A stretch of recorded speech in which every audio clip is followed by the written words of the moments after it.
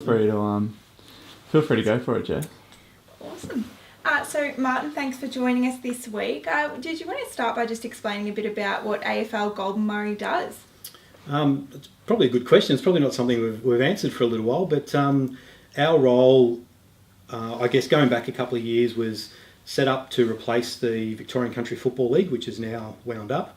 So across the state there's a number of commissions, 8 major ones and 4 minor ones. Our role is to represent football locally, to look at to do league operations, football governance, development, and also now with netball operations. So because our clubs are all football netball clubs, our leagues are football netball, then it's important for us to embrace netball.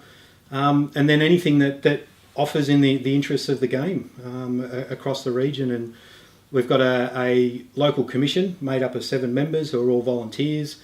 So we're able to make local decisions and look at the local strategic needs of football and netball. And what's your particular role within the AFL GM? Well, as the general manager, my role is to be, I guess, the executor of the will of the commission. It's to lead the staff. We've now got 10 staff operating out of the office in Shepparton, and also to make sure we're representing the interests. My role in that is really working with the commission, presenting information to them, gathering data, and then also to work with the staff and work with each of our executives on where their football's going. Awesome, Marty. So we put the call out to the public to get them to send in a few questions for curly ones, of course. Yeah. Of course. So we'll start. We've had one guy ask, in terms of the sale prices of food and beverages at football clubs, he's noticed that there's been a bit of a rise in a few prices. Is that something that the league sets, or how's that work? No, that's typically an interest of clubs. It is something we have talked about, certainly within the GV, of being able to standardise that. So the football experience in terms of food and beverage is the same at wherever the game that you go to. But no, there's very much a role of the club to be able to do that. And unfortunately, with escalating prices across everything, that it's inevitable that food and beverage will go up. And you've brought in the under-10s club competition this season. Do you think Auskick Extension will suffer with this new competition? In a way it will, but that's probably inevitable. The Auskick Extension program was established because there was a whole group of kids coming out of Auskick that had been in Auskick for a couple of years, and they were reaching that 8 and 9 years of age where they wanted to play real footy, for want of a better term. We've had some great success in the Seymour League of bringing in under-10 competition, which started as an Auskick Extension type program and now is fully fledged club, and it's bringing more kids into the game at that age group. So to answer the question, yes, it probably will, but we see that as a positive because ultimately Auskick is about recruiting kids and setting kids up to play club football. And we also caught up with the Echuca women's senior football team that they've just started, and their season's also kicking off this weekend. They're all pretty interested to know how the AFL GM will be promoting women's football this season. Well, we've been doing a lot of promotion on it already to help get the competition up and going. I guess it started as a concept. We were hoping to get 4 to 6 teams up and going for our Northern Country Women's League, and we've now got 8, which is fantastic. Echuca have been great at getting themselves organised and well led by Brett Stevens as a club president. He's really embraced the concept and got it up and going. The competition, there'll be a media release going out tomorrow to announce the first round. We've set up a Facebook page. There's also a website up and going. And we'll be doing a few particular initiatives over the next, I guess, couple of months or so to promote the competition specifically. One of those will include the Echuca versus Shepparton, a night game here in Echuca on the 20th of May, which will be quite exciting. And how do you see the season actually unfolding?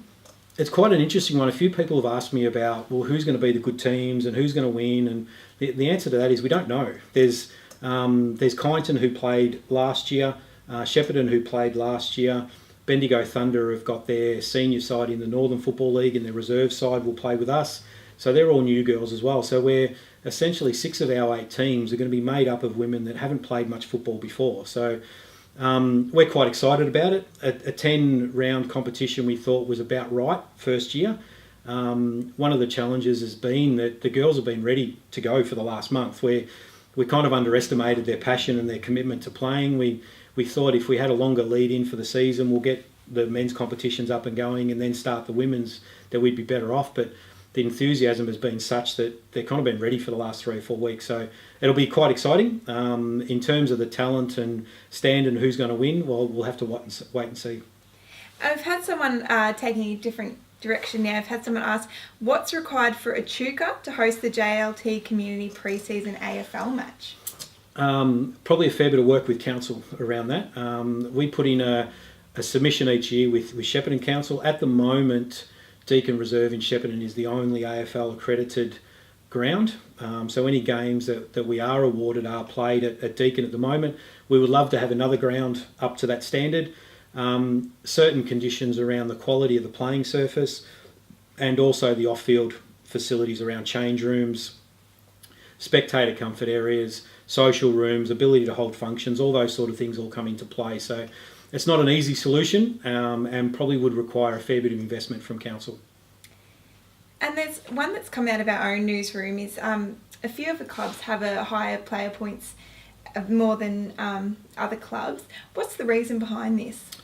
Well, if everyone, ultimately once the point system settles in place, if everyone's on the same points, well then it's not helping to negate some of the issues that we're facing at the moment.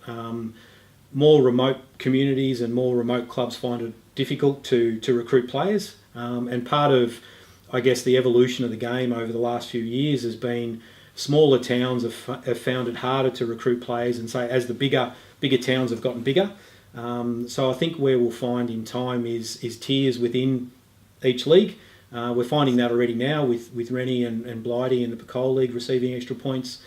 Shep Swans and Uroa have received extra points for this year in the GV, and also in the KDL there's a couple of clubs with extra points. So it is in some ways we're trying to find a fit for what is an inequitable system now. The market system means that the strong are getting stronger and the weaker tend to have to try and field for themselves. So those that do find it more difficult to recruit juniors, those that do find it a bit more difficult to recruit players into their club will probably end up playing on higher points caps to be able to protect their interests and help their club survive. And that actually leads me into my next question. What else is the AFL GM doing to support clubs who are struggling with numbers and are struggling to field those teams week in, week out? It's a constant battle. We're seeing a shortage of numbers at the under, probably the 16 to 18 age group is our most difficult age group to recruit players. With some of the senior clubs, and there's probably a couple of fairly celebrated examples at the moment of clubs that are struggling to field senior teams and struggling to maintain their numbers. That support comes from helping with development plans, also helping with some club administrative work where we might sit down. We've done this with a couple of clubs in the KDL, sitting down with their club executives and working through how they're travelling with what they're doing, where are they recruiting their players from, what sort of internal structures have they got, some of their financial stuff as well to make sure that they're able to pay their bills. And then the point system potentially provides a little bit of a safety net to be able to, I guess, provide an opportunity for clubs to be able to recruit in areas that other clubs can't. And that also brings me to my next question, one that I'm myself interested in hearing about, is whether you think a similar player point system or a salary cap will be applied to netball teams. The answer to that is yes. It was a question raised pretty early in the process, actually, around and certainly there's a bit of work in Melbourne at the moment where some of the areas outside of Melbourne are recruiting players out of Melbourne into netball, which is meaning that netballers are starting to get paid a little bit more.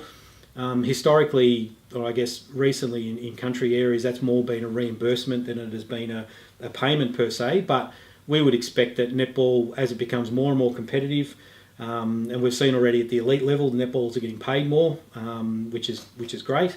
That we'll start to see more at community level, which means we'll need to look at some sort of a salary cap, and certainly with a point system, I think that'll just evolve over might be still 5 to 7 years away though. Awesome. Well, thank you so much for joining us this week, Marty. It's been a pleasure talking to you, and hopefully it's all the best for the AFL Goulburn Murray. Excellent. Thank you. Thanks for the opportunity.